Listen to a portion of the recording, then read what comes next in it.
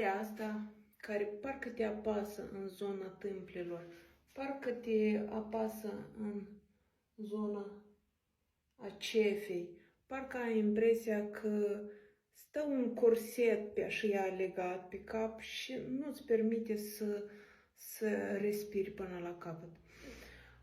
Oxigenarea creierului este foarte importantă și o putem face foarte, foarte repede prin masarea urechii.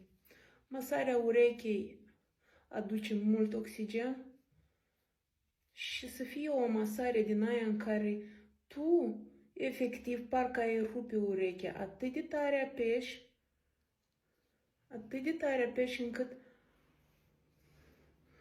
încât parcă se ducă până la imposibil. După care ai masat bine toată urechea aproape 2-3 minute, pui așa degetele într-o parte și în alta și repede faci așa niște masări. În 2 minute vă garantez că o să simțiți ameliorare foarte mare. Uitați-vă, eu simt deja acum se duce spre în sus o circulație foarte, foarte abundentă.